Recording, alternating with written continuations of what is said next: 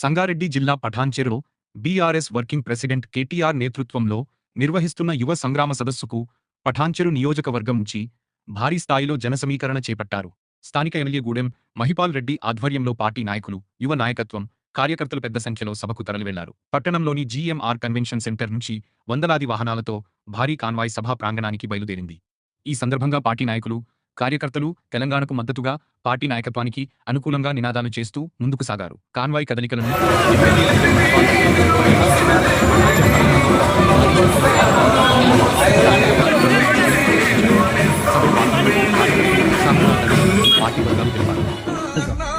బండ్లు సరిపోకపోతే బండ్లు మాట్లాడడం, బండ్లు లేకపోతే బస్సు పెడదాం. 5,000 మంది తీసుకోవాలి అంతే. కూరగాయల బండి సైడ్ పెట్టి మహేశ్వర్ రెడ్డి టౌన్ లోకి వెళ్ళి బయట ప్లాన్ చేయండి. ఆ బండి జర పక్క తీపి, ఆ కూరగాయల బండి జర పక్క నిలబడు. కానీ బ్రేక్ దయచేసి ఉన్న కార్యకర్తల కానీ విజ్ఞప్తి, ముంగటున్న వెహికల్స్ అన్ని మనం తీస్తేనే మనం బయలుదేరుతాం.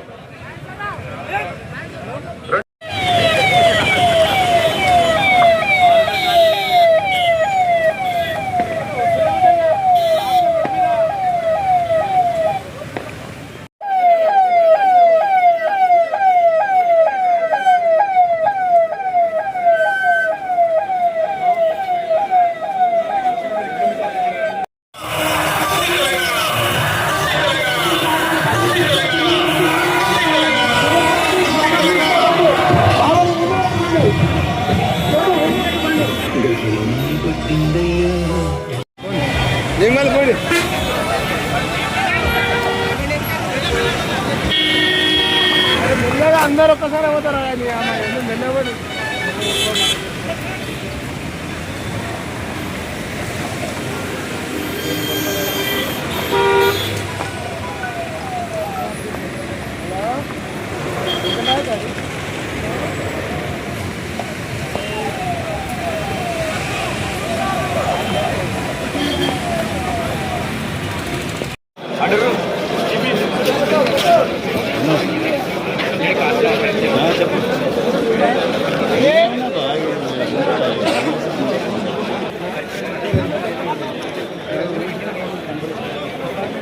ఆధ్వర్యంలో మన కేటీఆర్ గారు, హరీష్ రావు గారి నాయకత్వంలో ఈ పూర్తి స్థాయిలో ఈ సభను విజయవంతం చేయడానికి యువకులు, కార్మికులు అందరూ ముందుకెళ్తా ఉన్నారు.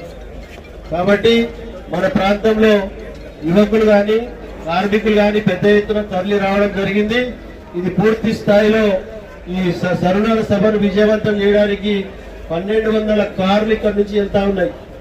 5,000 పైచీలకు జనం ఇక్కడ నుంచి వెళ్తా ఉన్నారు. కాబట్టి వారికి ప్రత్యేకంగా ధన్యవాదాలు తెలియజేస్తా ఉన్నాం.